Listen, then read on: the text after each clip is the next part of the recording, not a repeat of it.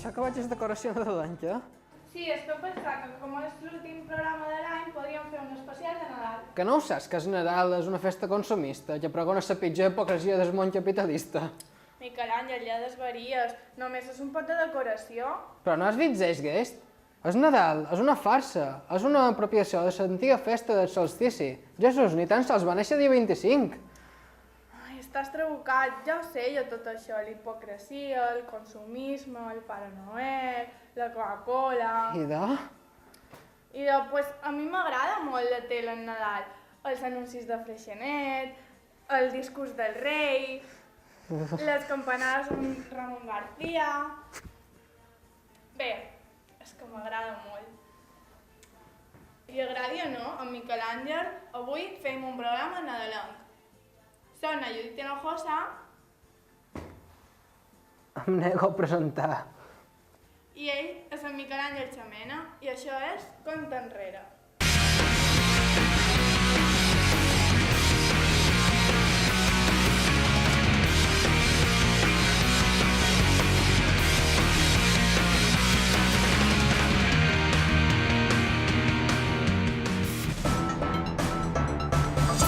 Oh, cruel senyor, que m'has abandonat el meu destí. Què pecat pot ser? Fins quan patiré fam i set? Fins quan estaré en aquest desert? Fins quan durarà la teva ira? Tallem! Què passa ara? No ha sortit bé? No. Has de posar més sentiment al teu personatge. Ha de ser més real. Més real? Però tu te penses que qualcú se creurà que estic un desert? Quin desert? Posa govern. Això succeeix al Parlament. És que no sap ni llegir. Au, començam un altre cop.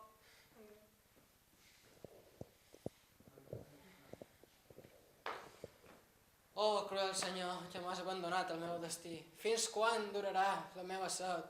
Fins quan patiré fam? Fins quan estaré aquest desert? Fins quan durarà la teva ira?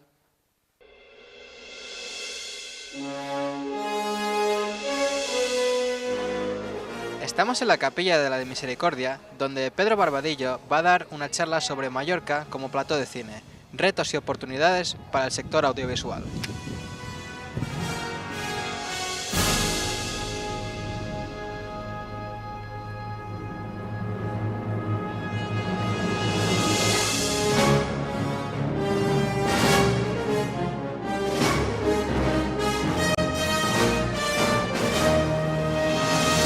Eres el director de la Mallorca Film Commission. ¿Qué es la Mallorca Film Commission? Bueno, la Mallorca Film Commission es un organismo que en principio se creó a partir de una fundación en la que participaban el Consell de Mallorca y una serie de entidades como la Cámara de Comercio, el Turismo de Mallorca, o sea, Fomento del Turismo, la Federación Hotelera y una serie de entidades.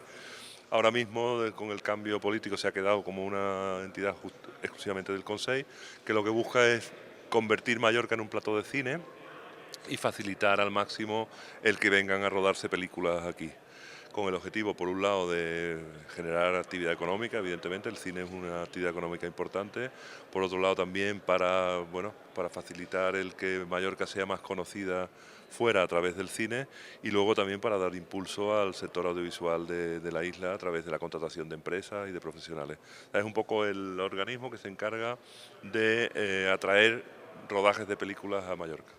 ¿Cuál crees que es el papel de Mallorca en el mundo audiovisual moderno? Pues Mallorca es un lugar con un paisaje y una cultura y una arquitectura muy peculiar, que permite rodar desde casi cualquier escenografía. Tiene unas condiciones climáticas bastante favorables, es decir, estamos en el mes de diciembre y hay sol. Está muy bien comunicada a nivel de vuelos, por ejemplo, con grandes capitales europeas. Estamos a 2 horas de Londres, de Berlín o de París. Y tenemos desde hace 15, 20 años una gran tradición en rodaje de cine comercial, de publicidad. Mallorca, una isla, rodajes en el mar. ¿Tiene mucho futuro? Hombre, yo creo que una isla atrae a los rodajes que tienen que ver con el mar, tanto desde tierra, es decir, rodajes que tienen que ver con playas, con acantilados, con montañas desde las que se ve el mar, y con el propio mar y con la atmósfera que rodea los lugares de mar. Nosotros hemos tenido este año pues 10 películas, de las cuales 5 como mínimo tenían que ver con el mar. Y yo creo que eso es un elemento esencial de nuestra paleta de oferta, ¿no? Es decir, nosotros como Mallorca puede ofertar lugares relacionados con el mar y debería poder ofertar también infraestructuras técnicas como los llamados water tanks, que facilitan el que se puedan rodar las películas en el mar. Recordemos Titanic, por ejemplo, se rodó en un plató de agua, en un water tank en México, en Rosarito, que se construyó para ese fin y que después se ha convertido pues, en el plató de Master and Commander, de Piratas del Caribe y tal. Yo creo que si nosotros pudiéramos tener aquí infraestructura de ese tipo, pues probablemente podríamos atraer rodajes de cine, o sea, de cine de mar, pues constantemente. Para finalizar, ¿cuál es tu conclusión de la charla que has dado? O sea, ¿cómo ves el futuro? Hombre, yo creo que como todo proceso económico, cultural, estamos en una fase de transformación con amenazas y con oportunidades. Es decir, cada vez que pasa algo que cambia la dinámica normal de las cosas, se produce un riesgo. Es decir, hay gente que ve en peligro su trabajo y que seguramente lo acaba poniendo en peligro, y hay gente que ve una oportunidad para cambiar. Yo estoy viendo aquí una grande dosis de imaginación por parte de mucha gente para abordar su propio futuro.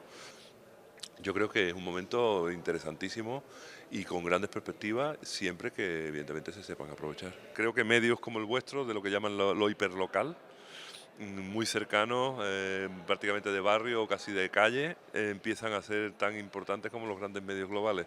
Es decir, hay un fenómeno de crecimiento de todo lo que es la información de los cercanos. Y yo creo que Barrio TV es una experiencia que probablemente es de las más interesantes que se han dado en los últimos años. Vale, pues muy agradecidos.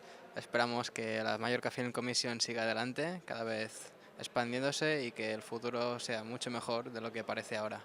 Bueno, pues igualmente, espero que Barrio TV siga vivo y creciendo.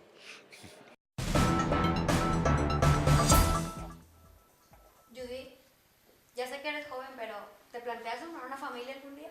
Una família? Vols dir que a banda de fer feina durant 8 hores al dia, mantenir una casa i aguantar un grapat de menuts cridaners? Estàs boja. Pero mujer, tendrás un hombre que te ayude. Los chicos de ahora son modernos, responsables, maduros. Quart nivell, sí! Xoca.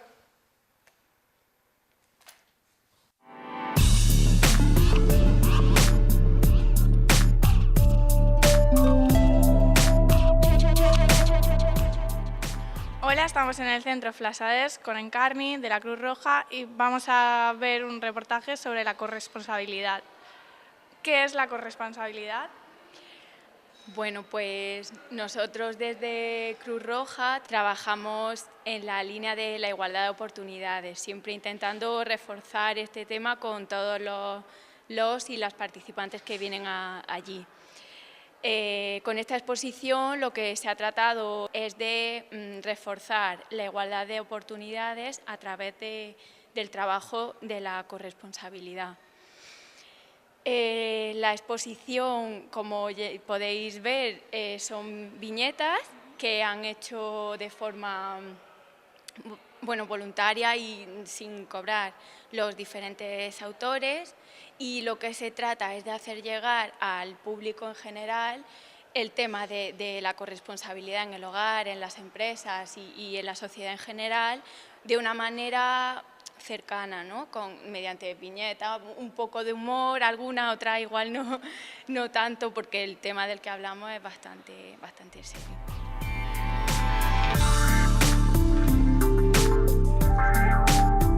¿Qué podemos hacer para conseguir esa corresponsabilidad en el tema laboral? Lo que queremos hacer es llevar esta idea de corresponsabilidad y concienciar tanto a las empresas, tanto públicas como privadas, como a la administración, de que hay que crear mecanismos que sean eficientes y que integren esta idea para poder conseguir esta corresponsabilidad que al final nos llevará a la igualdad de oportunidades real en la sociedad. He visto un dato también importante, que era que frente a los hombres, que al final de un año son 200.000 mujeres que dejan el trabajo y solo 14.000 hombres. Con esto de la crisis también a lo mejor esto puede afectar aún más. ¿Y qué podríamos hacer o cómo afecta? De alguna manera en un hogar, cuando hay que decidir quién deja el trabajo por temas de niños, personas mayores que hay que cuidar, no sé qué, pues al final siempre acaba siendo la mujer, porque si es el marido el que gana más, pues vale, es un tema económico, pero cuando los dos tienen el mismo sueldo dices, bueno, ¿por qué? ¿No? ¿Cómo se puede hacer que esto, pues lo que os digo, intentando concienciar un poco a todo el mundo, a la sociedad en general, evidentemente con la prevención, en la educación, en los niños y niñas desde que son pequeñitos, pero que sea algo social, que sea un valor social. ¿Y crees que nuestras generaciones, las generaciones más jóvenes, ya están concienciadas o...? Estos niños pequeñitos que ya están creciendo en estas familias, que ya no hay esta estructura de siempre el papá trabaja, la mamá en casa y tal, por lo menos ya lo están viendo, ¿no? Y se supone que poco a poco las cosas irán cambiando un poquito. Pero súper importante la concienciación de las administraciones y de la empresa privada de este tema y de crear medidas que faciliten todo esto y que la mujer, como hemos dicho, no tenga que renunciar a sus trabajos, sino que sea una idea de todos y de todas, que esto es algo común, ¿no? Y que evidentemente para que los niños crezcan, pues tenemos que cuidarlos, y para que las casas vayan adelante, pues tenemos que estar todos implicados en esto.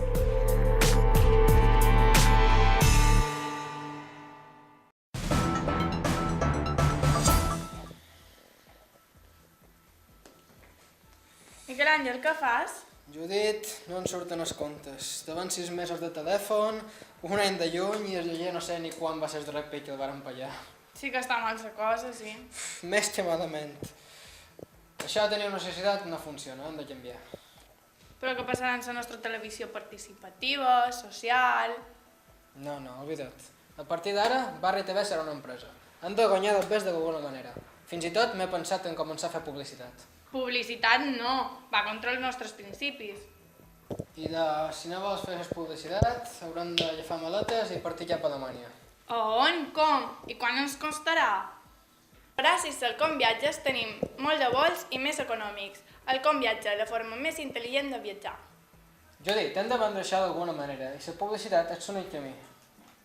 Ai, m'estàs amargant el dia, necessito alguna cosa dolça. I res com unes bones herbes per endolçar el dia. Vols una copeta?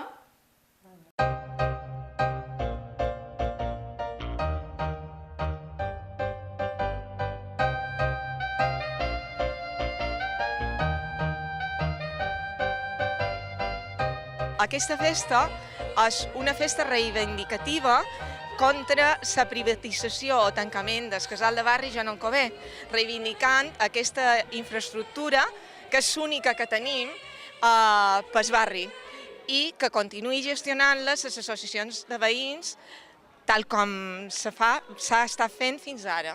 Consisteix en un concert en el que hi ha música de tota mena. Tenim una exposició resum a la sala grossa del casal de Barri, on hi ha una representació de tot el que s'ha fet des de fa un any i mig, des que es va inaugurar fins al dia d'avui. A part tenim, hi ha joc de màgia, estampat de camisetes, bar, un teatre també. La idea és que amb una festa van començar i amb una festa reivindicam que això no s'acabi, que continuem com fins ara. Lo de privatizar este casal, pues muy mal, porque todo el barrio está levantando con él. Trobo que estic molt discriminat perquè m'ho lleven una cosa que és nostra, l'estimant com a nostra i me la lleven. Molta gent està descontenta en que ho privatitzin i jo m'agradaria que continués sent gestionat per veïns.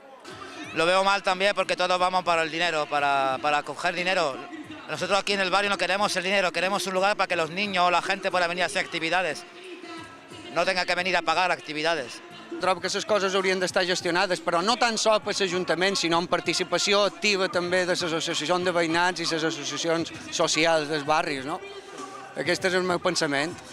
Supos que al final privatitzaran tot el que és social, però bueno, nosaltres podríem intentar de gestionar tot el que comencin a privatitzar-ho. Soy partidario de una prolongada tregua, siempre que no paguen los mismos las cuentas y este cinturón no le quedan orificios que orar. Si ellos crearon sus crisis, que ellos la resuelvan.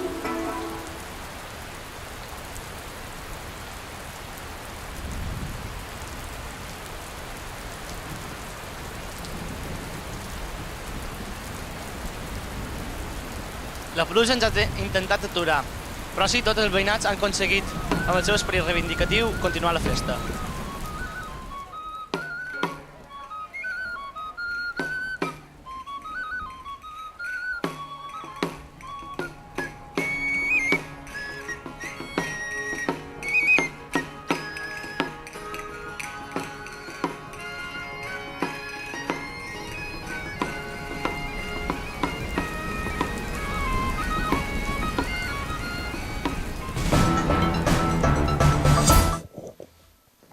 Hola, Miguel Ángel. ¿Cómo va eso?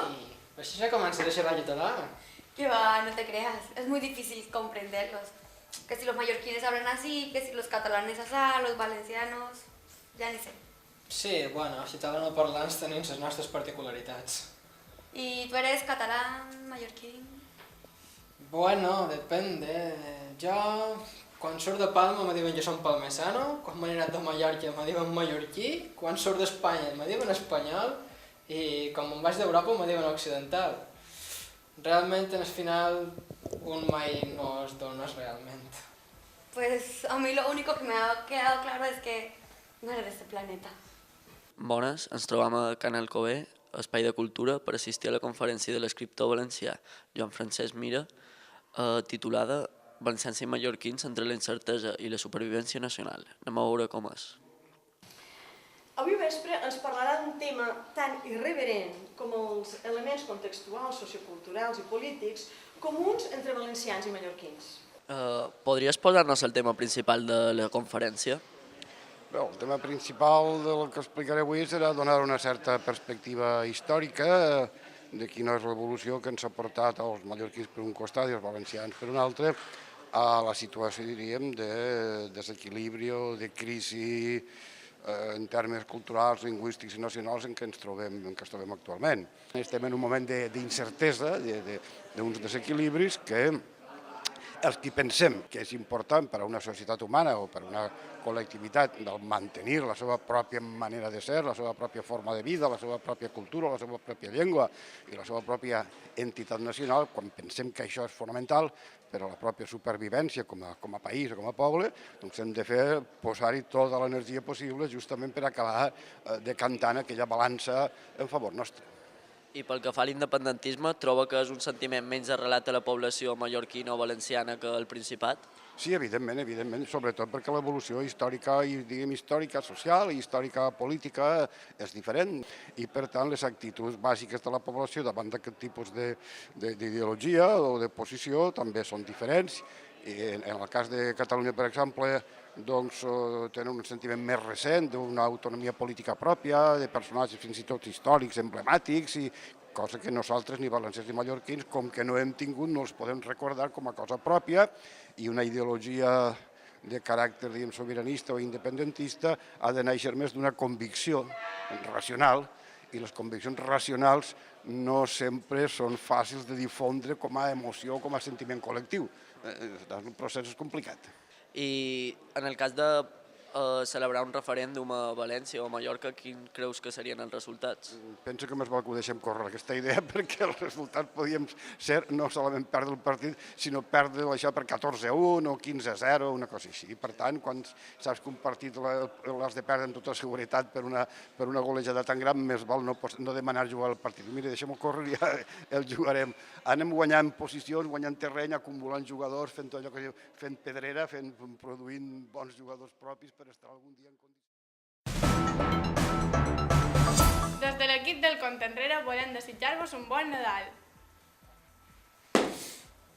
I que tingueu unes bones festes. Y un próspero año nuevo. Gracias por haver estat amb nosaltres aquestes setmanes. Hola, ¿qué tal? Disculpen, mira, venimos del banco, nada, que te... por una cosa...